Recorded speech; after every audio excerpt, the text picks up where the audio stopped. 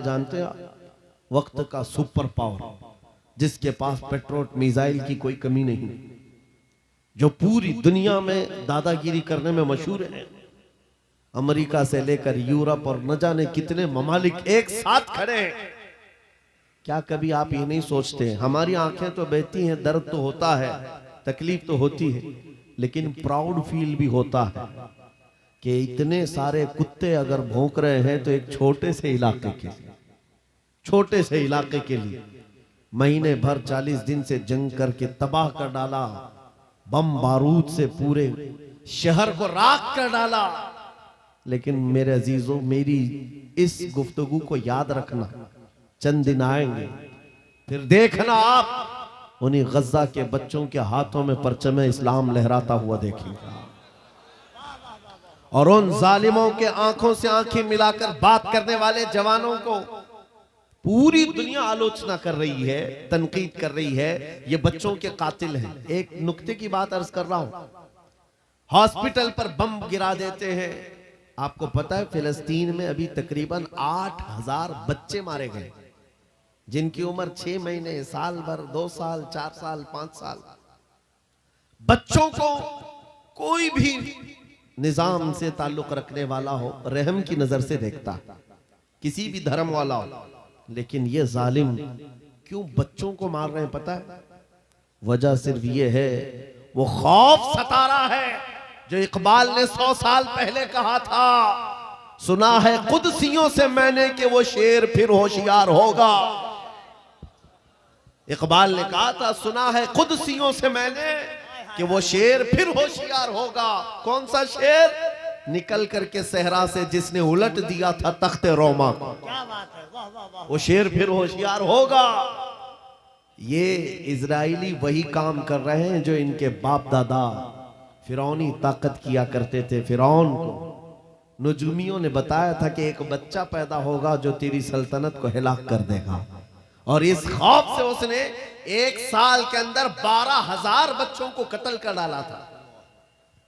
नुजूमियों ने बताया था फिरौन के ख्वाब की ताबीर में 12,000 बच्चों को कत्ल कर डाला, लेकिन जो बच्चा इसकी सल्तनत को हिलाक करने वाला था वो मूसा अलैहिस्सलाम थे।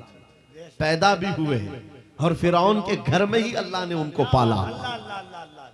आपको पता है, तफसीर उठा करके देख लें, जब हजरत मूसा अलैहिस्सलाम की माँ, उनकी विलादत का वक्त करीब आया तो तहखाने में गई, बेटा पैदा हुआ। हालात ऐसे थे कि फिरौन जो भी बच्चा पैदा होता ज़बह कर देता था। कुरान में आया, युज़ब्बिहून अब्नाअहुम व यस्तहयून निसाअहुम। लड़की पैदा होती तो जिंदा छोड़ देते थे, बेटा पैदा होता तो ज़बह कर देते थे। अब मूसा अलैहिस्सलाम जब पैदा हुए तो क्या किया? खुदा की तकदीर और उसकी हिकमत के फैसले आपको मैं बता रहा हूं, तफसीर से ताल्लुक रखने वाली बात। अल्लाह ताला ने मूसा अलैहिस्सलाम की माँ के दिल में ये बात डाला कि एक लकड़ी के संदूक में इनको रख करके दरिया में बहा दो। और रबतना अला कुलूब, अल्लाह ताला फरमाता है कि हमने उनके दिल को बांध दिया, मजबूत किया। किसको? हजरत मूसा की माँ को। उन्होंने एक संदूक में मूसा अलैहिस्सलाम को रखा और दरिया में बहा दिया। मूसा अलैहिस्सलाम की बड़ी बहन बहते हुए संदूक का पीछा करते हुए जा रही थी, देख रही थी कहां गया है संदूक। सीधे फिरौन के बागीचे के किनारे जाकर लग गए। फिरौन की औलाद नहीं थी, फिरौन की बीवी वो बागीचे में टहलने आई थी, देखा एक संदूक आकर लगा है, गुलाब जैसा हसीन बच्चा है, उठा लिया, प्यार किया और लेकर के आई। फिरौन से कहने लगी कि हम इसको अपना बेटा क्यों ना बना ले। पहले फिरौन तो डरा कि कहीं वो मेरी सल्तनत को हिलाक करने वाला बच्चा ये तो नहीं है। बीवी ने कहा, कैसी बात करते हो, ये तो दरिया से बहकर के आया है, तुम्हें पता नहीं मौला कहां से बहाकर तुम्हारी हिलाकत को लाए। तुम्हारी हिलाकत कहां से आएगी तुम्हें अंदाजा भी नहीं है। सुनो मेरी बात को। फिरौन ने बीवी की बात मान ली। मूसा अलैहिस्सलाम की परवरिश फिरौन के घर में हो रही है, फिरौन के घर में, और वो भी किस शान से। मूसा अलैहिस्सलाम पैदाइशी बच्चे हैं, दूध पिलाने की बात आई तो किसी दाया का दूध आप पकड़ते नहीं। मूसा अलैहिस्सलाम की बहन भी वहां खड़ी सब देख रही थी। फिरौन की बीवी से कहा, मैं एक दाया को जानती हूं जिसका दूध हर बच्चा पकड़ लेता है। कहा बुला लाओ, हम शाही खजाने से उसे इनाम भी देंगे।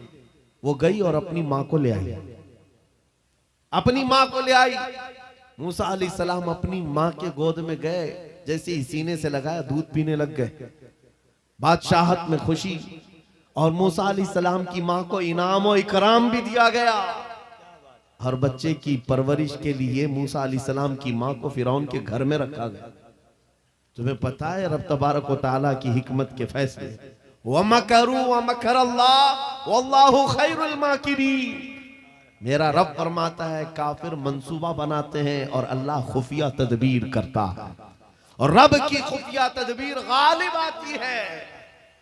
मूसा अलैहिस्सलाम जवान हुए फिरौन के घर में, फिरौन के घर में जवान हुए। उसके बाद फिर आपने जब अपनी नबूवत के बाद दावत हक पेश की तो फिरौन जानी दुश्मन हुआ। उसके बाद जो हालात हुए आपको पता है।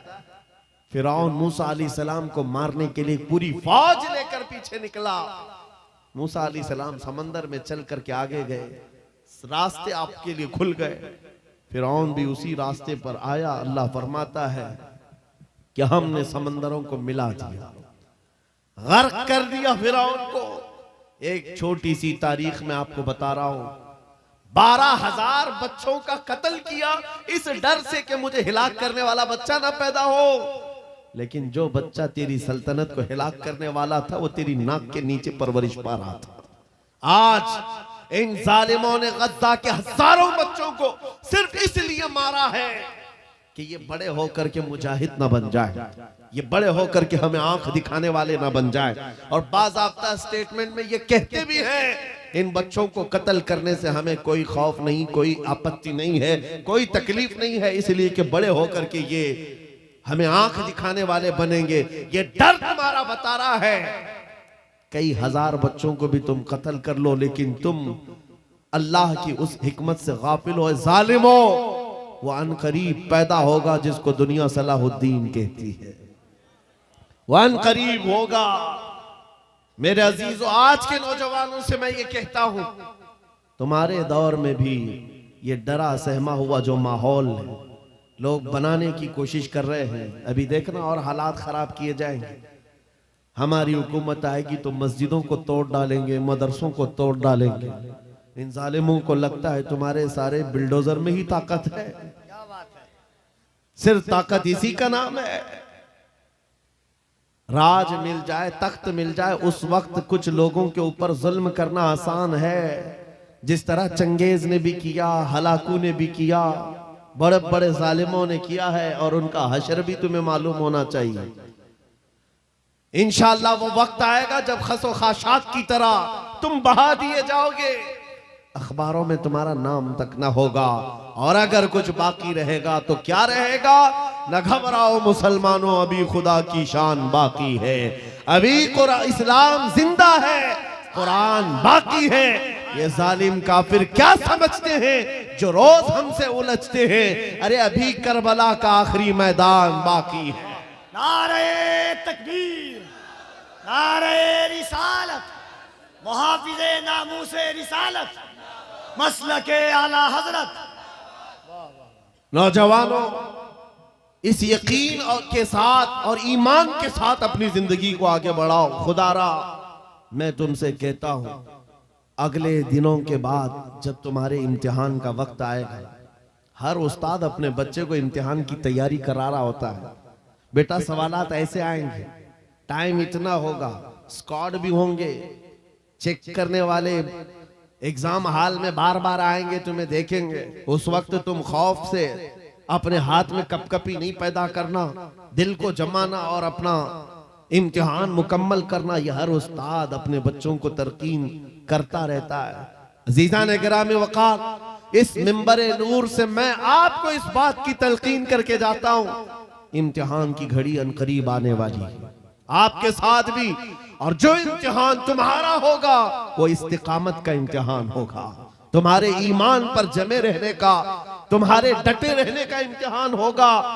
देखना बहुत सारे पार्टी बदल लेंगे, बहुत सारे मसलहतों के पर्दों में छुप जाएंगे, बहुत सारे लोग किसी की धोती में पना ले रहे होंगे, कोई किसी की साड़ी में पना ले रहा होगा। लेकिन जो आशिक़ मुस्तफा है वो बढ़ चढ़ करके ये ऐलान कर रहा होगा अपना सब कुछ गुंबद खजरा कल भी था और मेरे नबी से मेरा रिश्ता कल भी था और बस इस बात के साथ तुम्हें जमे रहना है, यकीन के साथ, एतमाद के साथ। अज़ीज़ान गिराम वक़ात, कौन सी ऐसी ताकत है, कौन सी ऐसी कुव्वत है जिसने इस्लाम को खत्म किया या खत्म करने की ताकत रखती है?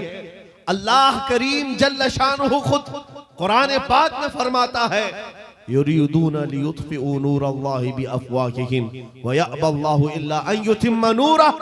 अल्लाह फरमाता है ये जालिम अपने मुंह के फूंकों से इस्लाम के चिराग को बुझाना चाहते हैं और अल्लाह तबारक व तआला इस चिराग को मुकम्मल करके रहेगा। दीन इस्लाम, अभी आप सुन रहे थे, इस्लाम था, इस्लाम है, इसके साथ कुछ नहीं होना है, आपका इम्तिहान होना है। हमारे मरने के बाद अल्लाह ताला इस दीन की हिफाजत के लिए औरों को पैदा करेगा। वो कादिर मुतलक चाहे तो सख्त जानी दुश्मनों से भी ईमान वाले पैदा कर सकता है। हाँ, ये बात याद रखिए आप। ततारी जिन्होंने बगदाद को हिलाक करके रखा था, रब तबारक व तआला ने उन्हीं के सीनों में ईमान की दौलत दी और वो मुहाफिज़े इस्लाम बन गए। हमारे दौर में भी जितने आतंक मचा रहे हैं, कल इनके बच्चे ये नारा लगाएंगे, इस्लाम था, इस्लाम है, इस्लाम रहेगा। हाँ, जितने आतंकवादी हैं सब नारा लगाएंगे इंशाअल्लाह। आप इंतजार करें इस बात का, लेकिन तुम अपने इम्तिहान में जमे रहो, डटे रहो।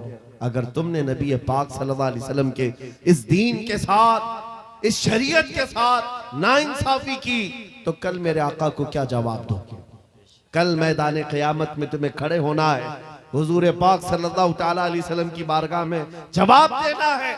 अगर मेरे आका ने पूछ लिया कि जिस वक्त मेरी शरीयत पर हमले हो रहे थे, जिस वक्त मेरे दीन को कुत्ते नोचने की कोशिश कर रहे थे, ऐ नौजवान बता तू मेरी सुन्नतों के साथ कितना अमल कर रहा था? तुम क्या जवाब दोगे? आका, मैं आपकी दाढ़ियां निकाल करके गटर नालियों में फेंकता था, मैं यहूदियों और ईसाइयों के तरीकों पर चलता था। क्या तुम नबी पाक को यह जवाब दोगे? आका, रात भर में गाने सुन करके सोता था, सुबह फजर की नमाज कज़ा करता था, ये जवाब दोगे? क्या जवाब दोगे? आपके पास अगर जवाब नहीं देने की ताकत है तो आज ही बदल डालो, जिंदगी बदल डालो, आज इनकलाब ले आओ। देखना, मैं अक्सर ये बातें कहता हूं ना, मैं चाकू छुरी की बात करता हूं, ये तो शायर लोग तलवार उठाने की भी बात करते हैं। हाँ, ये कहते भी हैं समझौता नहीं होगा, तलवार उठ जाएगी। मैं तो तलवार की भी बात नहीं करता। अरे प्लास्टिक का ब्लेड भी रख लो तो कल को हमको ये आतंकवादी घोषित कर दे। बम, बारूद, बंदूक, किसी चीज की बात नहीं करता, सिर्फ इतनी बात करता हूं, नबी पाक के इश्क में मलबूस होकर तुम सिर्फ रास्तों में चलते फिरते रहोगे, तुम्हारी चलत फिरत से कई कीड़े यूं ही मर जाएंगे। हक है, वाह वाह, बहुत खूब।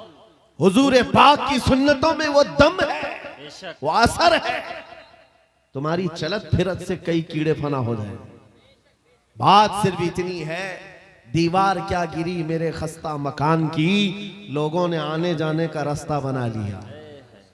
होता यही है, कोई पुराना घर गिर जाए ना, लोग इधर से उधर आने का रास्ता बना लेते हैं।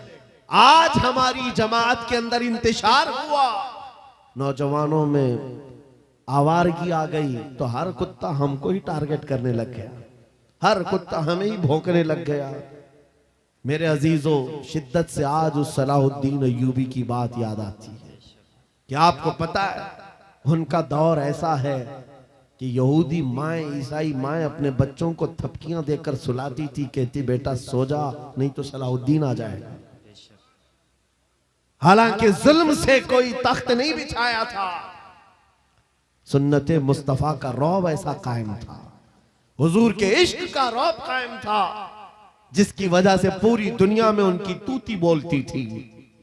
आज करोड़ों की तादाद में है, करोड़ों की तादाद में जालिम हमें आंख दिखा रहे हैं। हमारे बच्चों का कत्ले आम, हमारी औरतों की इज्जतें नीलाम, हमारी गर्दनों पर राज, और बगैर किसी खौफ के शायर इस्लाम पर भौंकना आज की आदत सी बन गई। नौजवानों, तुम्हारे अंदर अगर ज़मीर बेदार है, गैरत मौजूद है, तो अपने आप को बदल डालो। जवाब देने का एक वक्त आएगा, इंशाअल्लाह वक्त आएगा जवाब देने का। लेकिन पहले मैं आपसे सिर्फ इतनी इल्तिमास करता हूं कि अपने आप को बदल लो। कल को हमारे पास फख्र होगा, फख्र के साथ किसी मैदान में उतरेंगे, वो तुम्हारी होलियों को ऊपर से नीचे देखते रहे और पूछते रहे ये कौन सी मखलूक है, ये कहां से आई हुई जमात है, तो हम सीना तान करके कहेंगे ये मोहम्मद अरबी के शेरों की जमात है वक्त। आज क्या हम दिखाएं लोगों को? गुटखा खाने वाले लोग दिखाएंगे। अल्लाह अकबर, अल्लाह अकबर। हम नौजवानों को बालियां पहने हुए, हाथों में चूड़ियां पहने हुए, चोटियां डाले हुए, जीन्स फटी हुई, अल्लाह अल्लाह, और बालों में दाढ़ियों में डिजाइन किए हुए ये नौजवान ला करके हम खड़ा करेंगे। मेरे अजीजों, दुनिया के ऊपर अगर हैबत तारी होती है तो सिर्फ आशिकाने मुस्तफा से होती, हुजूर के गुलामों से होती है। आज से 3 साल पहले पैरों से माजूर एक खादिम हुसैन